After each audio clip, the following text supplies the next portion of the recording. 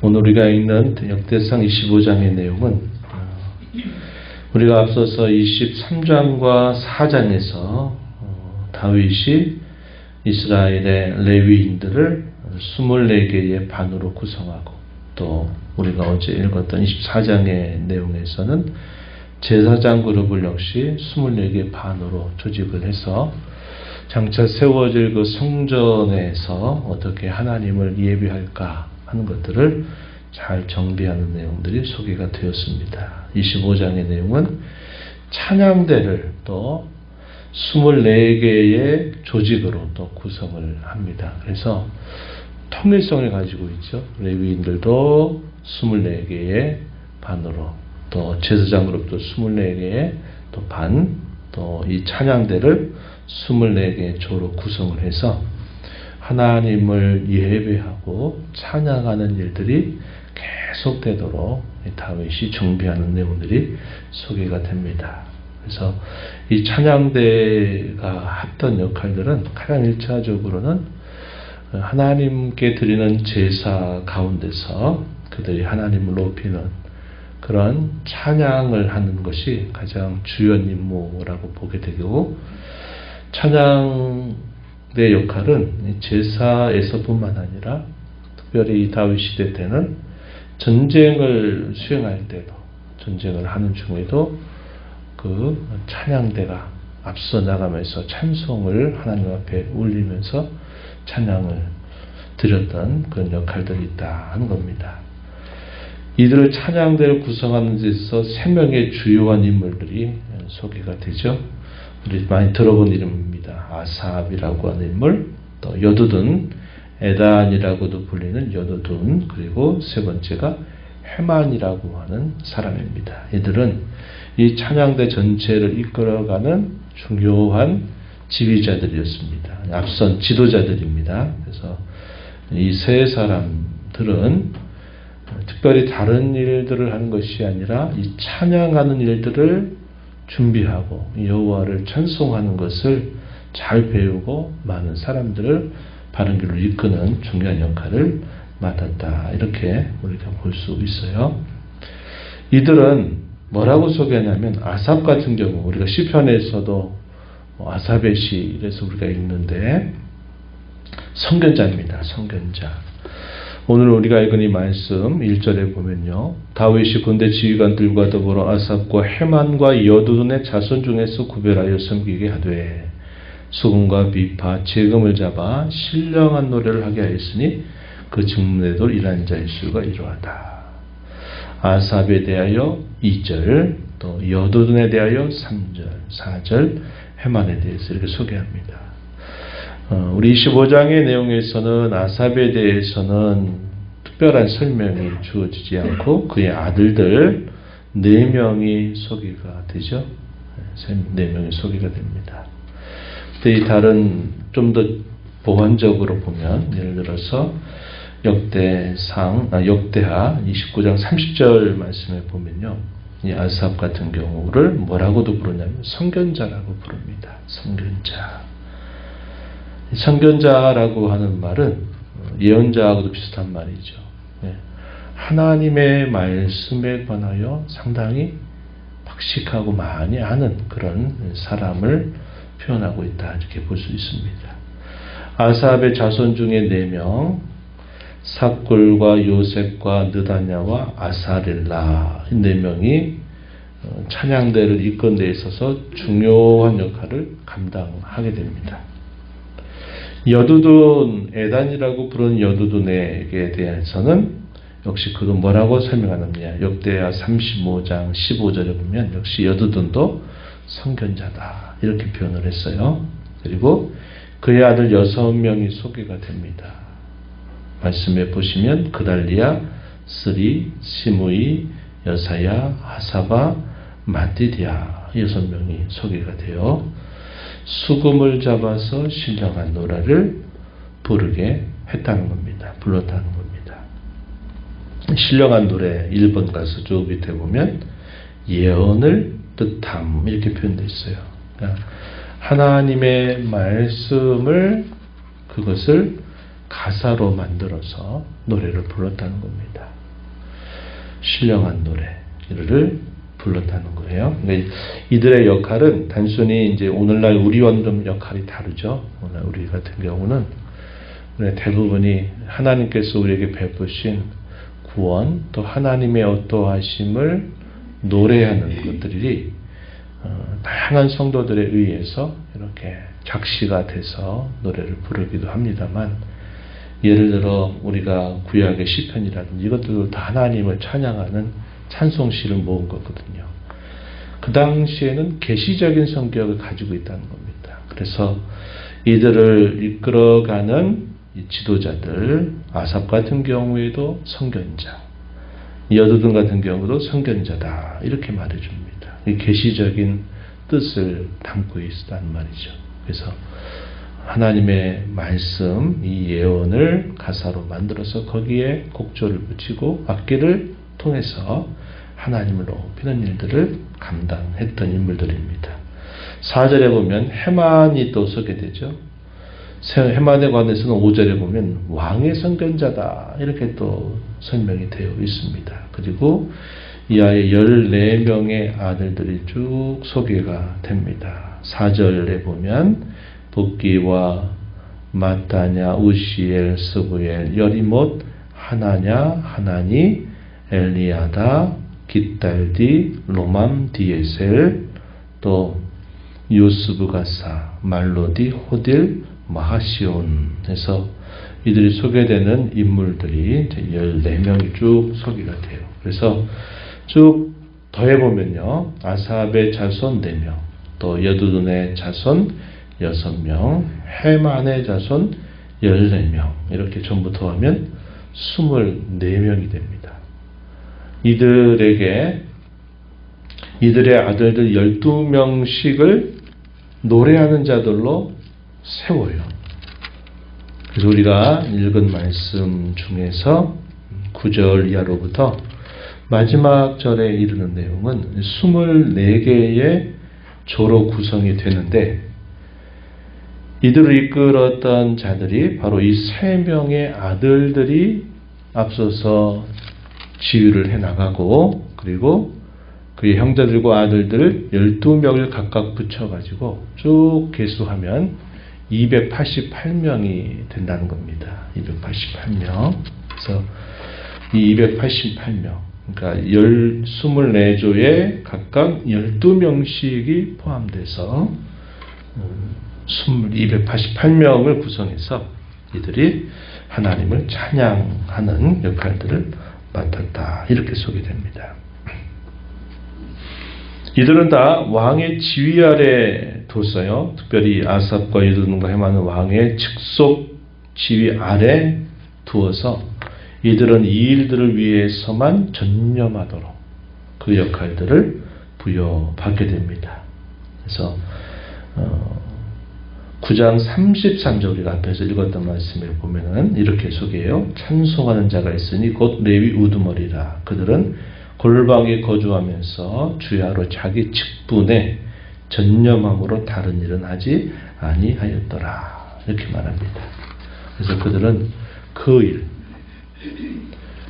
여호와를 찬양하는 그 일에 온전히 집중하고 전념하는 역할들을 맡았고, 이 24개의 조로 구성된 이들을 전체를 이끄는 역할들을 감당하게 됩니다. 그리고 우리가 앞서 읽었던 레위인들을 구별할 때 레위인들 가운데 4,000명이 소개되어 찬양대 4,000명이 구별이 됐는데 23장에서 우리가 읽었던 말씀이 포함이 됩니다. 그래서 288명 같은 경우가 노래로 전체적인 일들을 쭉 이끌어가고, 이에 속해 있는 전체 찬양대가 4,000명이 됐다, 이렇게 구별되어 있어요. 그러니까 다윗 시대 때부터 이 찬양대가 많은 수요가 구성이 돼서 하나님을 찬양하는 일이 계속 되도록 이 역할들을 감당했다, 이렇게 보여주고 있습니다.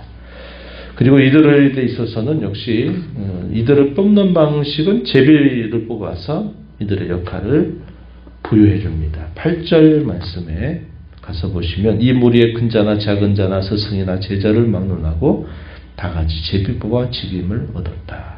구약시대 제비를 뽑는다는 것은 하나님의 소관의 전적으로 맡겨드린다. 하나님의 뜻에 맡긴다 하는 그런 의미를 담고 있다 하는 겁니다.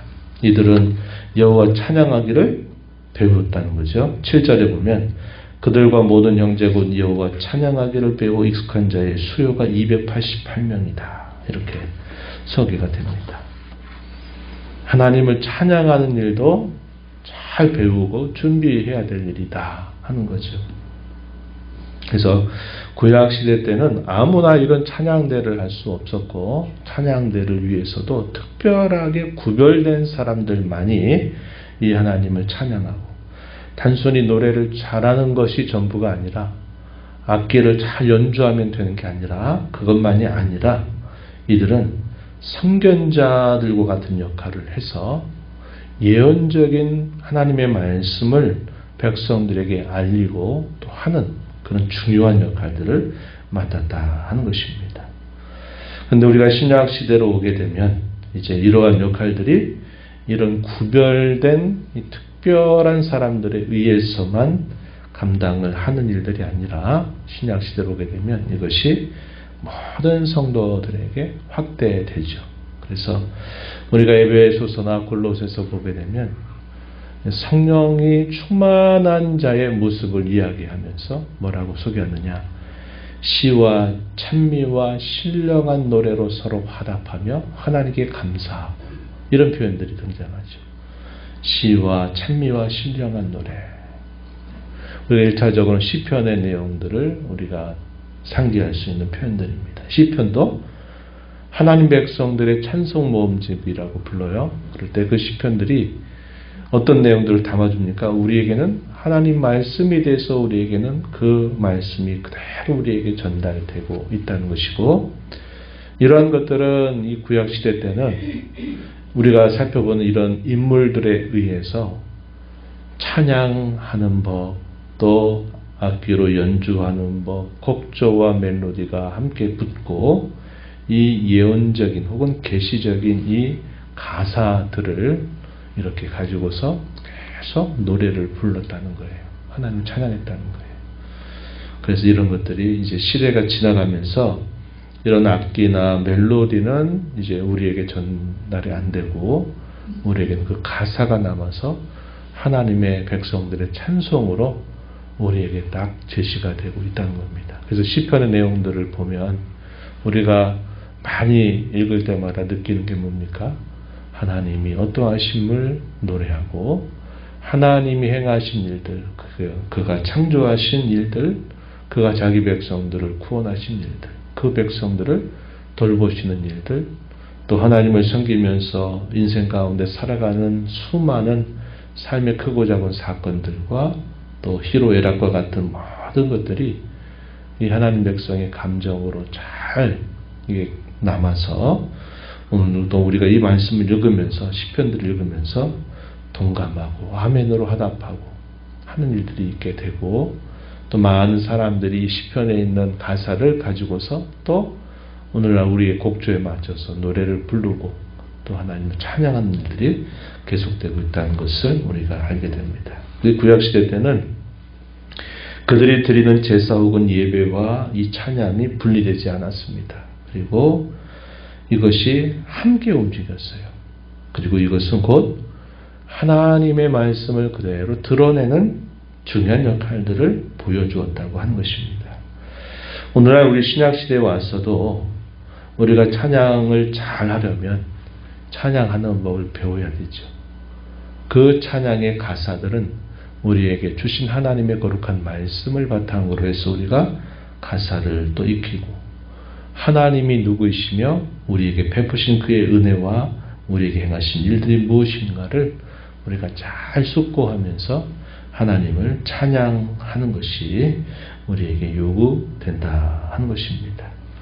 그래서 이 찬양이 우리가 흔히 그렇게 말하죠. 곡조 있는 기도이기도 하고 때로는 이 찬양이 설교가 되기도 하고 또 우리가 하나님 앞에 드리는 감사가 되기도 한다. 이렇게 말합니다.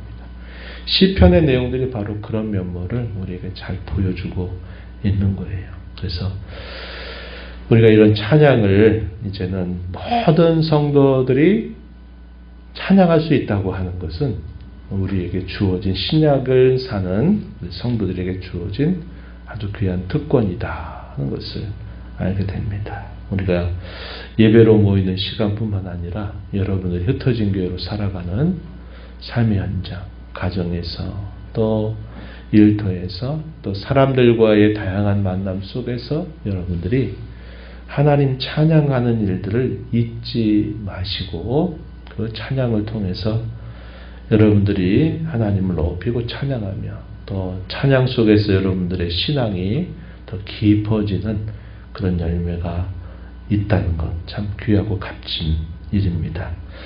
에베소서 1장 3절 이하로부터 14절에 이런 내용을 보면 하나님께서 이 세상을 만드시기 이전부터 그리스도 안에서 예정하셨다 이렇게 말합니다. 그리고 하나님이 때가 됐을 때 그의 아들을 보내셔서 구원의 일들을 완성하시고 성령 하나님을 보내주셔서 성도들로 하여금 예수 그리스도를 믿고 그들이 하나님의 기업을 받는 자들이 되게 하셨다 이렇게 말합니다.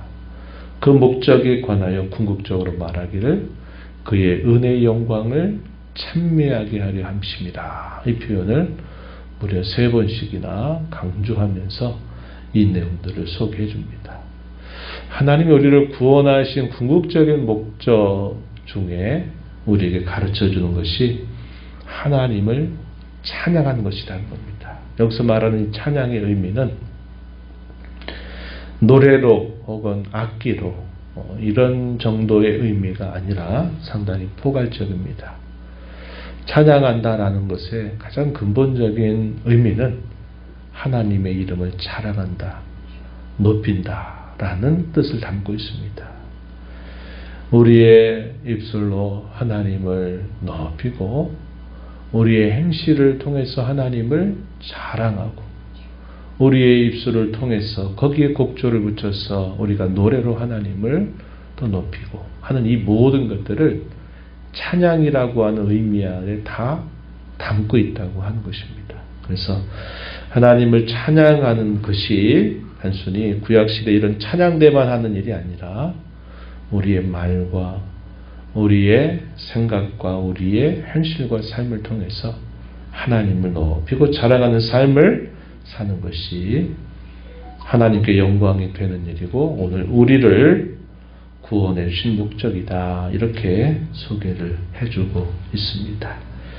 흩어진 교회 한 주간 또 흩어진 삶의 자리에서 살아가는 동안 하나님을 여러분의 마음으로 입술로 또 여러분의 행실로 한 주간의 삶을 통해서 하나님을 높이고 자랑하는 삶 살아가게 되기를 진심으로 축복합니다.